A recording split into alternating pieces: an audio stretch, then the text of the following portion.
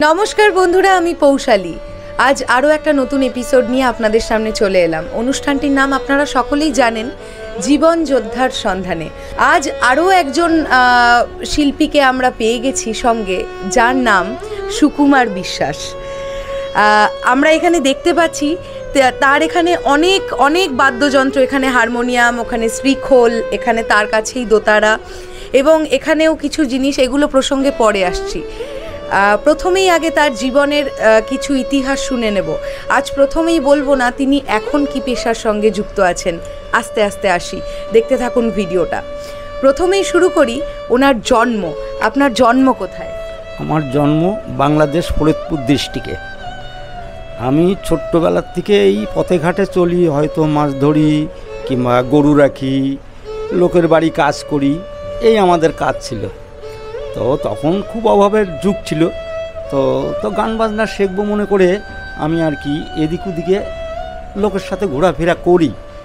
তো টুকটাক গুনগান করে গানও করি ফ্রি গলায়। তখন একজনা বলল, তুই আমার এখানে আয়, তোকে আমি একটা কিছু শেখাবো। তখন ওখানে টুকটাক দুটো একটা গান বাজনা করি।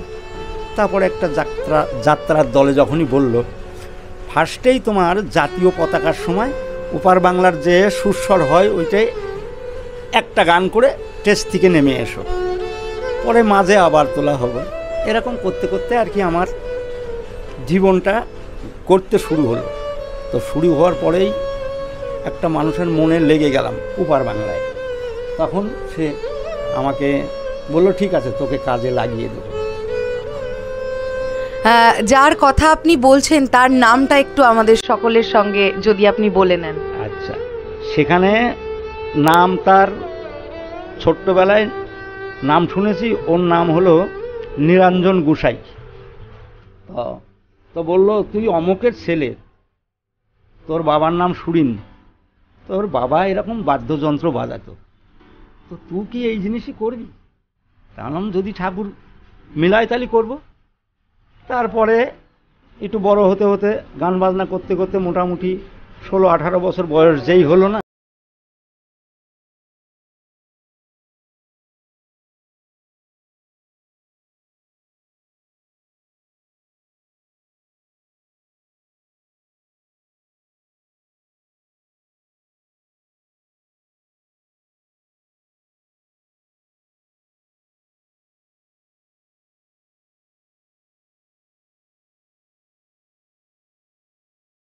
থাকতে থাকতে থাকতে শান্তিপুরে আসলাম আস্তে আস্তে।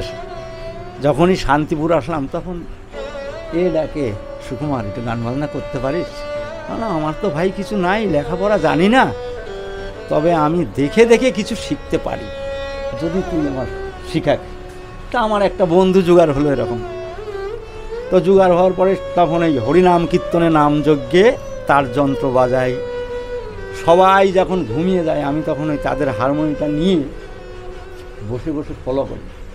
ভদ্রলোক আমার গলা দেখে গান বাজনা শুনে বলল, ছেলেটাকে কাছে রাখবো।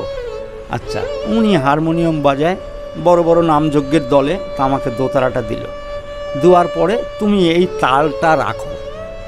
আমি একটু কথার মাঝে জেনে নেব, সেই ভদ্রলোকটির নাম কি ছিল যিনি শান্তিপুরে থাকতেন? আচ্ছা, ওই ভদ্রলোক দুলাল কর, আমার বন্ধু, গত হয়ে গেছে।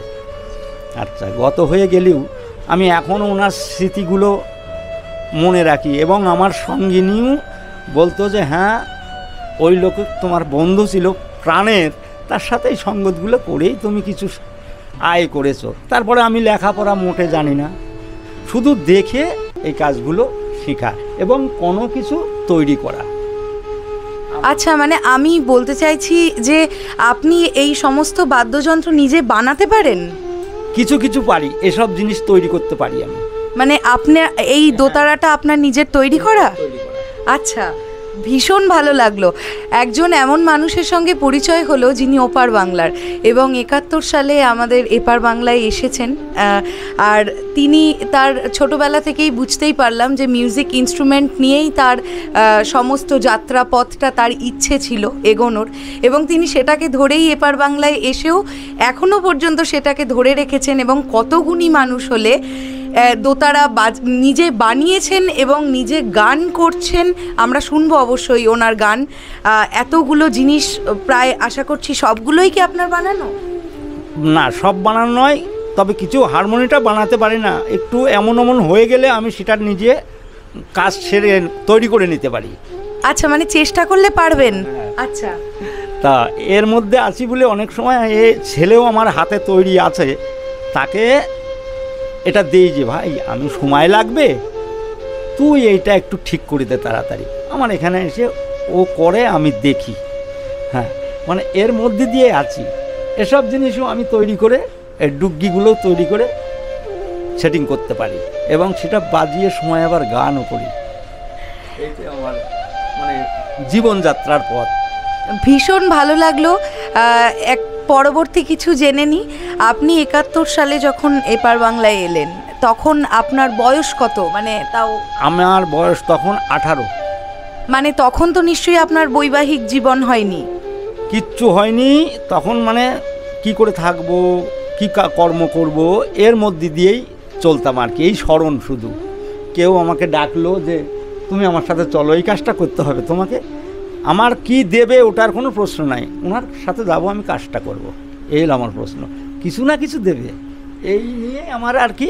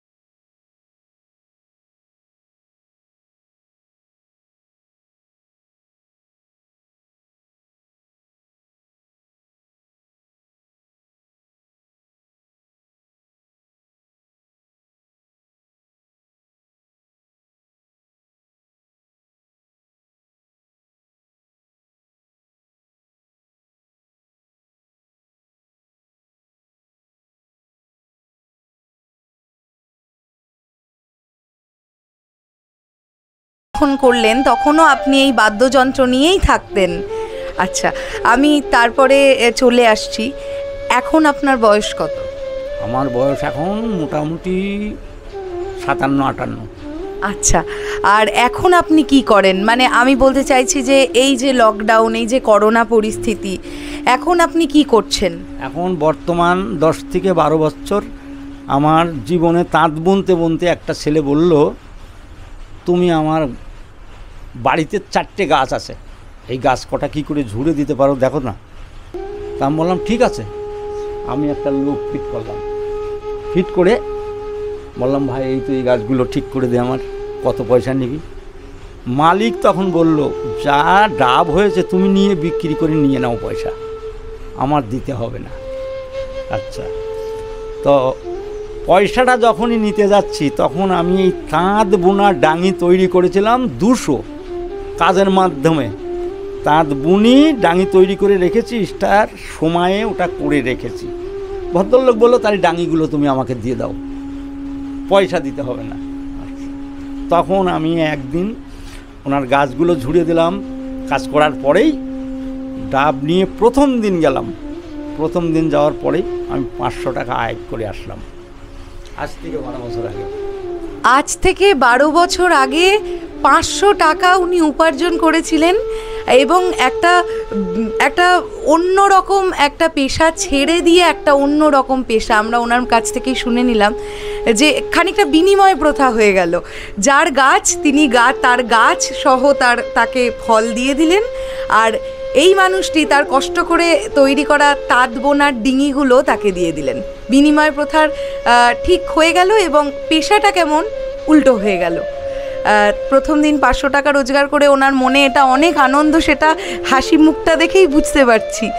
আর আমি একটা বলছি, এখনও আপনি তাহলে এই পেশার সঙ্গেই আছেন? হ্যাঁ, এই পেশার সঙ্গে আছি। লকডাউনের 2 বছরে গড়ে 6 মাস কাজ বন্ধ, টুকিটাকি করি যাই। তো এই টুকিটাকি হলেও আগের যা আবার সীমিত জমানো ছিল, দুজনা মানুষ খাই, কম বেশি করে কখনো সখনো দুজনায় ঠিক মানে যোগাযোগে চলে যায়, কম বেশিতে চলে যাচ্ছে। তারপরে ধরুন এই যখন কাজটা করি, ডাব বেচা কিনা করি, এর মধ্যে যেদিন আমার হয়তো 200, 500, 600 ইনকাম হলো, বড় আনন্দ মন থাকে। এইবার বাড়ি আসলে পরে আর যন্ত্রপাতি নিয়ে বসে তখন আরও মনের আনন্দে আমি গান বাজনা করি। এই নিয়ে আমার জীবনযাপন। আজ এমন একজন জীবনযোদ্ধার সন্ধান পেলাম যার মুখে সদা সর্বদা হাসি। তিনি এত পরিশ্রম করেন, এই 57-58 বছর বয়সে গাছ থেকে ডাব পেড়ে সেটাকে বিক্রি করা খুব একটা মুখের কথা নয়। এবং এই যে এত হাসি মুখে পুরো কাজটাকে করে চলেছেন, এবং আমি এর সঙ্গে ওনাকে তো আমি স্যালুট জানাই, তার সঙ্গে স্যালুট জানাবো ওনার সহধর্মিনীকে, যিনি এইভাবে ওনার সঙ্গে আছেন এবং ওনাকে এত মনে ভরসা দিয়ে চলেছেন। বাদ্যযন্ত্র শিল্পী বলুন বা বাদ্যযন্ত্র তৈরি করেন যারা, তাদেরকেই বলুন, এই পুরো একটা পেশা থেকে হঠাৎ করে ডাব বিক্রির পেশায় স্থানান্তরিত ব্যাপারটা খুব একটা সোজা কথা নয়। এমন জীবনযোদ্ধাদেরই তো আমরা খুঁজছি, যাদের জীবন সংগ্রামটা চালাতে হয়তো খুব কষ্ট হচ্ছে, কিন্তু হাসি মুখে সেটাকে চালিয়ে যাচ্ছেন এবং কোনোভাবেই থেমে যাননি। এমন একজন জলজ্যান্ত মানুষের উদাহরণ আজ আরও একবার পেলাম। সবশেষে আমি এটাই বলতে চাই, এই যে এত ইনস্ট্রুমেন্ট আমরা দেখলাম, আপনাকে কিন্তু গান না শুনে ছাড়ছি না, এবং প্রত্যেকটা ইনস্ট্রুমেন্ট যদি আপনি একটু একটু করে আমাদের বাজিয়ে শোনান, আমরা তাহলে খুব কৃতজ্ঞ থাকবো আপনার কাছে। আচ্ছা, আমি যেটা যেমন পারি, ভালো আর মন্দটাকেই আমি বেছে নেই, মন্দ হলেই একদিন ভালো হবে। তো আমি যেটা নিয়ে যেমন একটু পারি তেমন করে দেখাতে পারি। 100 বার।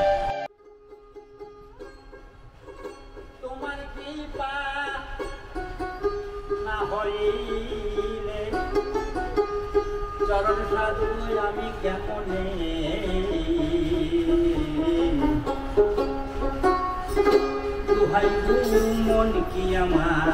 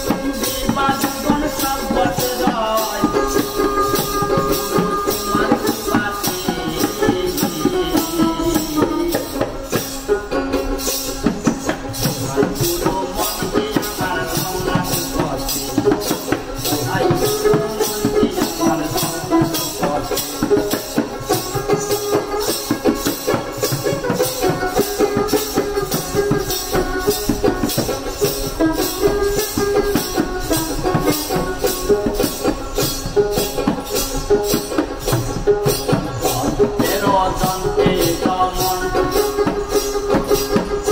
তবু বাজাও দমন বাকি দমন যন্ত্রেরও যন্ত্রী দমন বাজাও দমন বাকি দমন